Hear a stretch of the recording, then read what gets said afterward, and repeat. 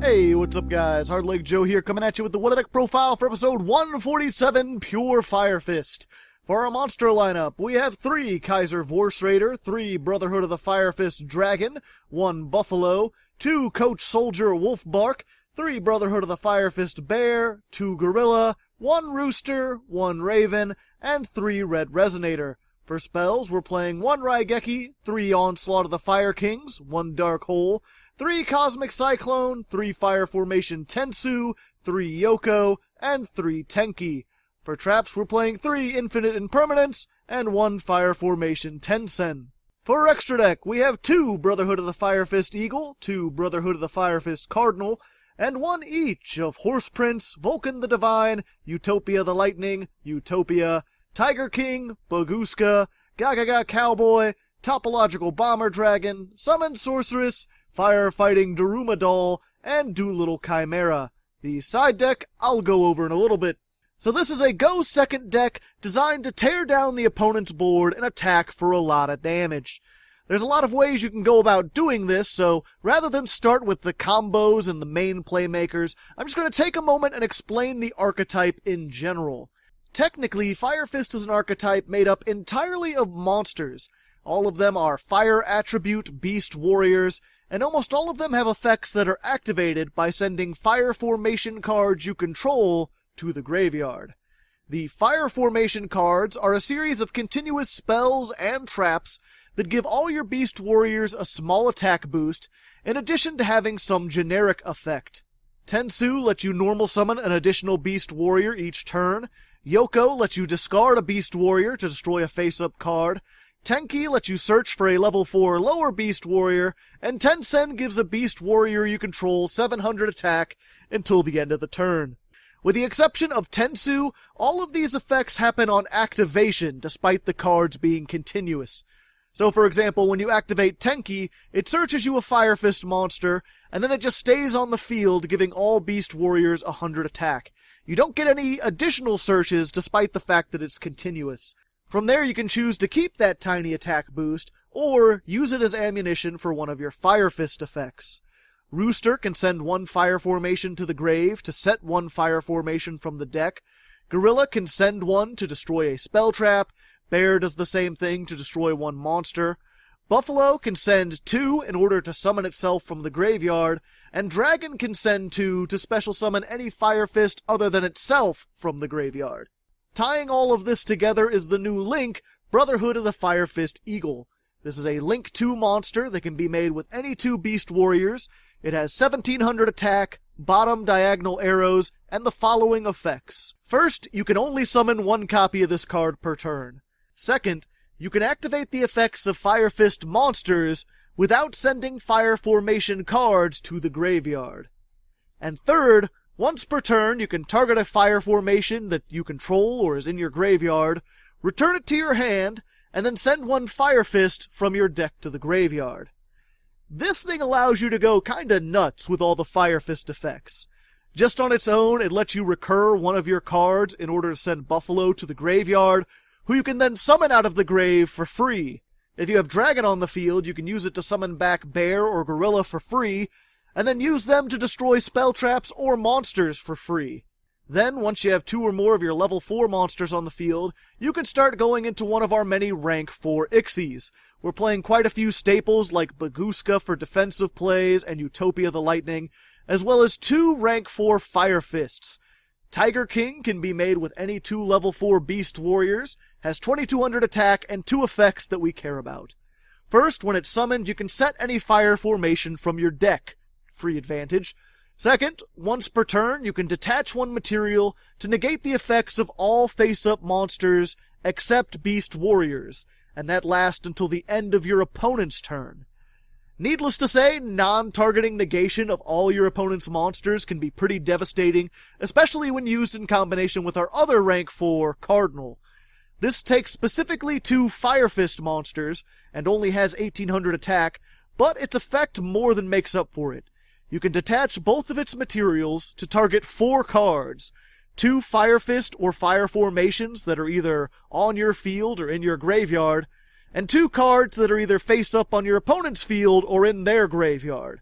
Then you shuffle all of them into the deck.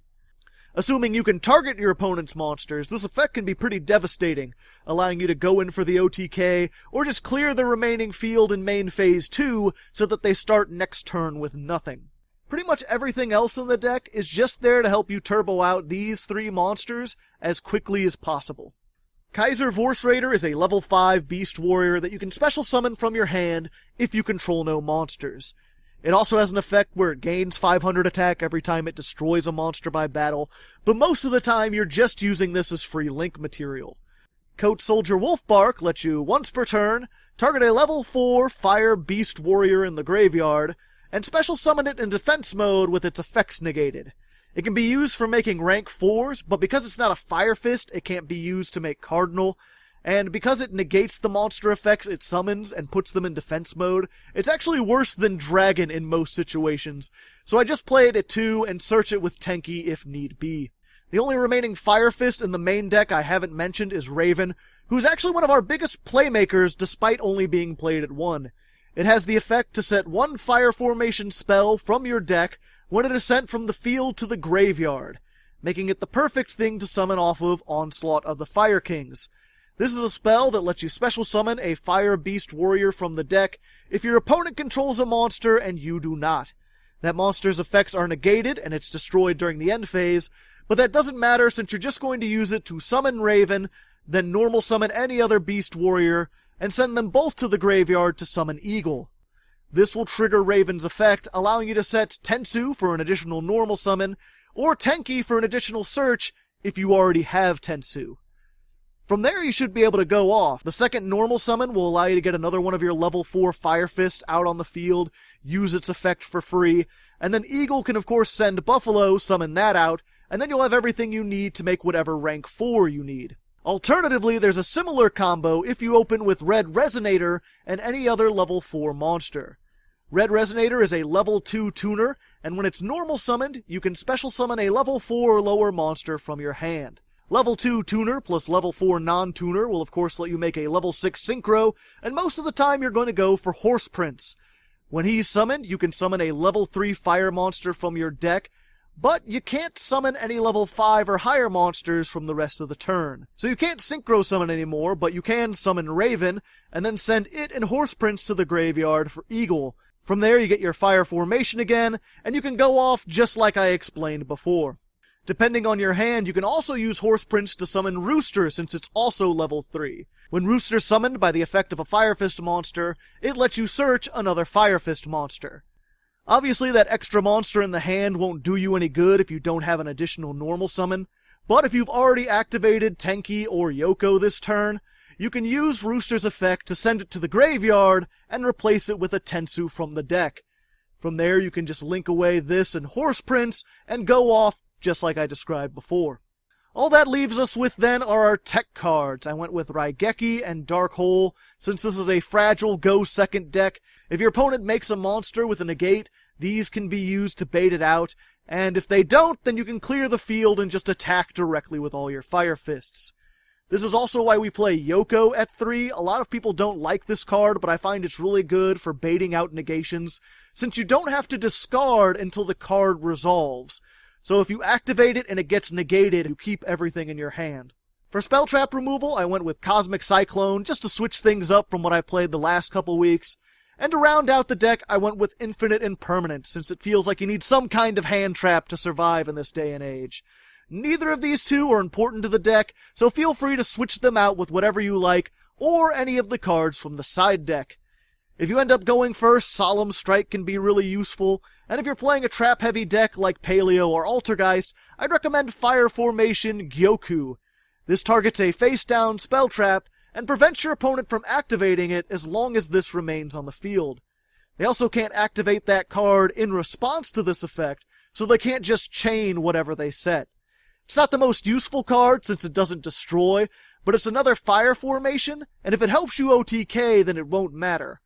Plus, with Eagle, you don't have to send this to the graveyard to activate your effects, so you can keep it there until you can finish your opponent off. I'm also playing one each of the other fire formation traps. I didn't mention it before, but we play the one of Tenzin, because if you activate a fire formation while Dragon is on the field, he sets a fire formation trap from the deck. The traps all kind of suck, but advantage is advantage, so I play one just because you can search it. Tenzin is the most generically useful since it just gives you a decent attack boost. Caillou lets your beast warriors do piercing damage the turn it's activated, and Tenkin lets you target a beast warrior and negate its effects in exchange for making it unaffected by all other card effects that turn. Depending on what you're facing, you might want to side one or more of these in. Other than that, we just have a bunch of rank 4s that this deck can make good use of. Most of the links in here are just things that you can make. None are particularly great, so feel free to take any of them out and exchange them for these, because this deck craps out rank 4s easily.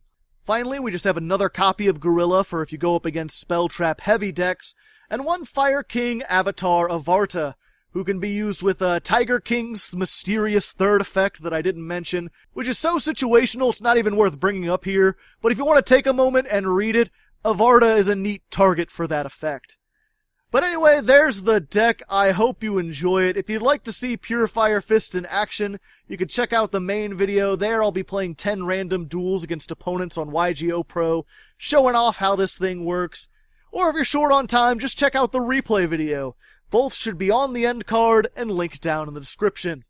Anyway, until next time, good luck and have fun.